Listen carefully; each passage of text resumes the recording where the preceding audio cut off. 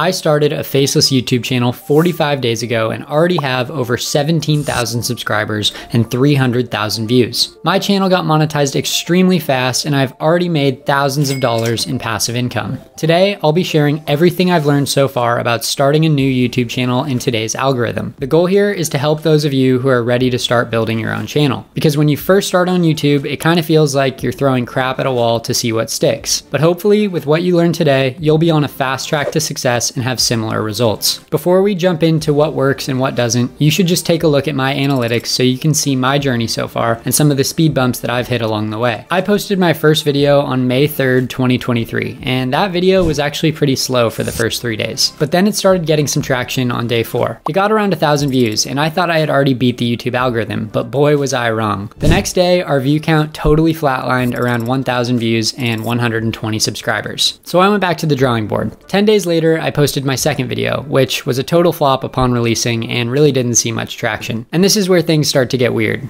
I posted my third and fourth videos and they both did pretty well. They each got around 5,000 views in the first week and then sort of fizzled out. But those are not the videos that you currently see on my account. I was getting antsy and actually decided that since these videos were doing better, maybe I should delete them off this account and post them on separate new accounts as the first video and hope for that initial surge of views. Well, that was another huge mistake because when I posted them on new accounts, they each got around 4 views. So I came back to Digital Income Project and decided to post about something that I have a lot of real life experience with, building Instagram accounts and how to monetize them. This was kind of my last ditch effort, to be honest. I decided to put everything I had into this one video, and if it flopped again, I would just chalk it up and refocus my team on our other internet businesses. The new video didn't get a ton of action for the first 24 hours or so, but then I woke up on the second morning and noticed around 300 new subscribers. And the next day we grew by another 1,000, and then 2 days later we grew by 4,000 subs. In less than a week, I went from 1,300 subscribers to over 15,000. So the big question is, what made this video have so much success? You want to be paying attention to 2 very important things: your average view duration and your click-through rate. Average YouTube numbers for click-through rate fall somewhere between 2 and 10%.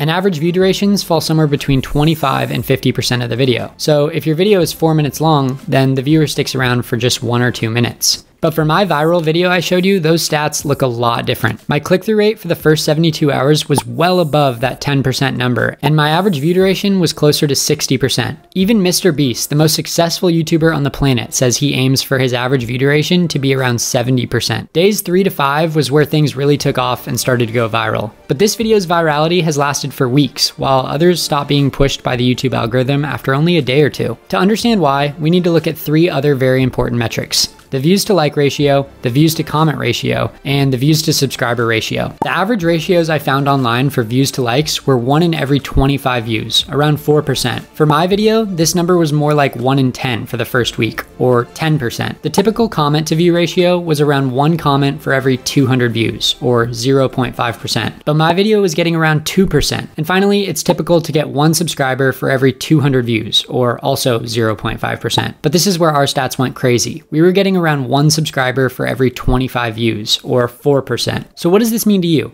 Obviously, your goal here is to be as far above these average numbers as possible while YouTube pushes out your video. But that's easier said than done. What was it about that video that was so good and interesting to beat all those averages? The answer is surprisingly quite simple: quality. What I mean by that is the quality of the information you're providing, the quality of your production, and the quality of your delivery. If you can nail all 3 of these, then you will destroy all the stats I mentioned above and have a viral video. And just as a note, I'm going to be doing a very similar video to this for my Instagram success, so make sure you're subscribed to see that soon. When we think about creating a video, we want to make sure that we're creating it from the perspective of the viewer. What do they want? What do they like? And what gets them to actually click in on your video? And with that in mind, the thumbnail and title should always come first. The thumbnail and the title are your only chance to get someone to click on your video. And if they suck, then your video will never get seen no matter how good it is. If you want to achieve a higher click-through rate than the average 2 to 10%, then you're going to have to master this. You want your title to tell your audience about what the video will be about with the highest level of intrigue possible. Let's look at the thumbnail that went viral. What do you notice about it? It's extremely simple, right? Most people get excited and try to tell their whole story in their thumbnail. But trust me, less is more.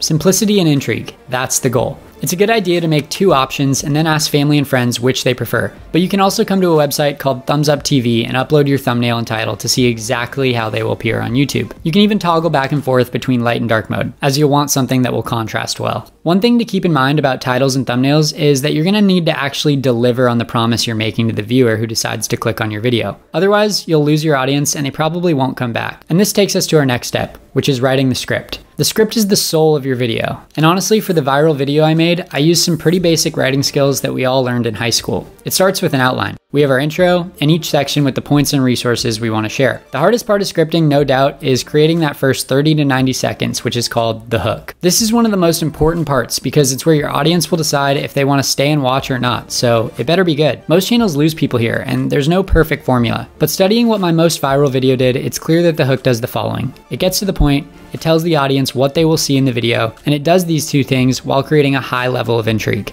The rest of your script needs to deliver on those promises, and you can definitely use tools like ChatGPT here that might be able to help write more informatively than you would be on your own. Next, we need to focus on the editing, and here you have a few options. You can either use an AI tool to populate a video for you, you can spend hours editing it yourself, or you can pay an expert to do it for you. There are pros and cons to each, but if you're like me and you're not a great editor and want to save time while having the highest quality, and again, quality being the most important key here, then you probably need to hire an expert to do it for you while also giving them creative direction for what you're looking for. Think of yourself like a director. You need to tell them exactly what you're looking for to turn your vision into a reality. Think about what kind of motion graphics you want, transitions, sound effects, background music, and then articulate it to them the best that you can. Once your video is done, you should show it to at least 5 people before you post it on YouTube. Ask them to be brutally honest with you about where they get bored, lose interest, or just think you weren't interesting enough. So finally, what are some of the key takeaways I've found thus far? The first thing is to not give up too early like I almost did. Imagine if I had walked away before making that video that went viral. Look, I get it. I was frustrated and I felt like nothing was ever gonna stick on that wall. But had I not persisted and made that video, none of this would have happened. Internet entrepreneurship is a long-term game, and most people quit here, right before they're about to break through and find success. But once you find that initial spark with these algorithms, it all starts to grow exponentially and your success snowballs. Lesson 2 is to study what is working. Find a channel that you can learn from so you don't have to figure it all out for yourself. We have infinite access to information at our fingertips, so if YouTube is your goal,